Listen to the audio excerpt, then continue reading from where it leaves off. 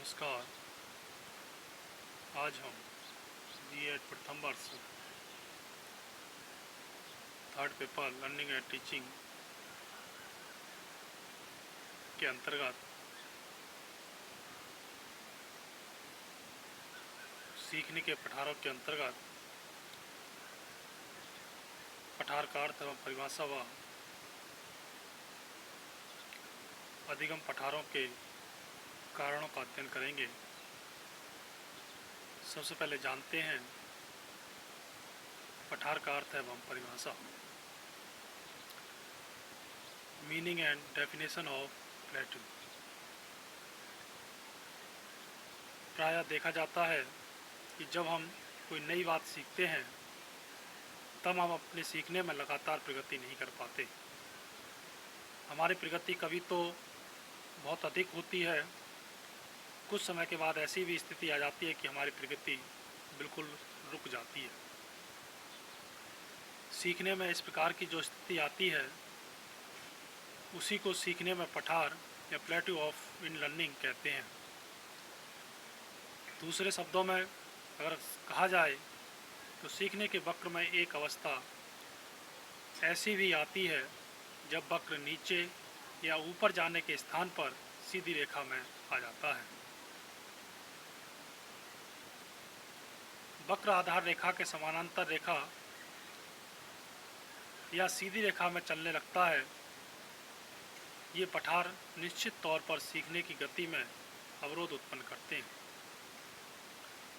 वस्तुतः सीखने में पठार आना आवश्यक एवं स्वाभाविक है। इनके उपस्थित होने पर व्यक्ति को हतोत्साहित नहीं होना चाहिए, लेकिन इनका अर्थ ये भी नहीं है कि हम इन पठारों की अनदेखी करने लगें और लापरवाही हो जाए। पठार काल एक प्रकार से पाचन काल कंसोलिडेशन पीरियड होता है। जैसे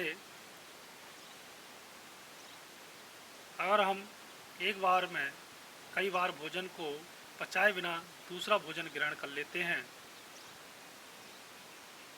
तो हमारा शरीर उस भोजन को ग्रहण नहीं कर पाता है। उसी प्रकार हमारा मस्तिष्क भी पूर्व अर्जित ज्ञान को बिना ठीक से सीखे अथवा समझे आगे बढ़ना नहीं चाहता।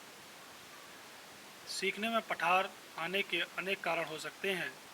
ये पठार कब और कितने समय के लिए आते हैं इसका कोई निश्चित समय नहीं होता। ये एक व्यक्ति के सीखने में जल्दी और उसी कार्य को दूसरे के सीखने में देरी से आ सकते हैं। जैसे टाइपिंग है जिसमें पठारों का आना अनिवार्य है। इस संबंध में रेक्स और नाइट लिखते हैं, सीखने में पठार तब आते हैं जब व्यक्ति सीखने की एक अवस्था पर पहुंच जाता है और दूसरी में प्रवेश करता है। यहाँ एक प्रश्न यह भी उठता है कि पठार कब तक रहते हैं। इसका उत्तर देते हुए सोरेनसन लिखते हैं, सीखने की अवधि में पठार सामान्यतः कुछ दिनों, कुछ सप्ताह और कुछ महीनों तक रहते हैं। कुछ विद्वानों ने पठार को परिभाषित करते हुए अपने मत रखे हैं, जिसमें सबसे पहले Ross plateaus are a characteristic features of learning process indicating a period where no improvement in performance is made। अर्थात सीखने की प्रक्रिया की एक मुख्य विशेषता पठार होती है। ये उस अवधि को बताते हैं जब सीखने की प्रक्रिया में कोई उन्नति नहीं हो पाती है। वहीं बोरिंग, लॉन्गफिन और बेल्ड ने भी कहा, पठार का रूप प्राकृतिक होता है, इन्हें समाप्त किया जा सकता है और पठार जैसी स्थिति सदैव नहीं रहती। Plateaus are natural phenomena in learning can be overcome and do not last forever। वहीं रच ने भी कहा, plateaus is a period of no apparent learning as measured by performance appears as flat place on learning curve। अर्थात पठार वह अवस्था है जिसमें अधिगम का आभास नहीं होता है। अधिगम वक्र में यह समतल या सपाट दिखाई देता है। पठारों के कारण कजेज ऑफ प्लेट्यूज। सबसे पहले है दैहिक सीमा, फिजियोलॉजिकल लिमिट। अधिगम की परिस्थिति में दैहिक सीमा का भी प्रदर्शन हो सकता है। यह वह सीमा है जिसके उत्पन्न होने पर कार्य में उन्नति रुक जाती है। यह कार्यक्षमता की अंतिम सीमा है। अर्थात दैहिक सीमा का तात्पर्य व्यक्ति की अंतिम क्षमता स्तर से होता है।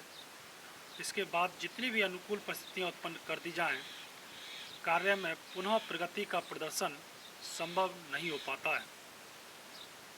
रच ने कहा है, कार्य करने की उत्तम विधियों, समुचित प्रेरणा और अथक प्रयास के बावजूद व्यक्ति का भी निष्पादन अंत में उस बिंदु पर पहुंचता है जिसके बाद बिल्कुल उन्नति ही प्रदर्शित नहीं होती है। इसे ही दैहिक सीमा कहते हैं।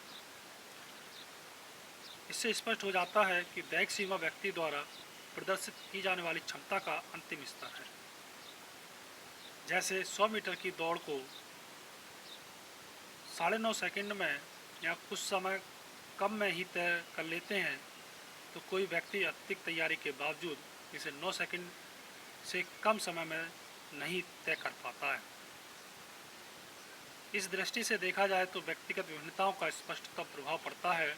जैसे कम बुद्धिमान, अस्वस्थ और कम अनुभवी व्यक्ति में यह सीमा शीघ्र प्रदर्शित होती है।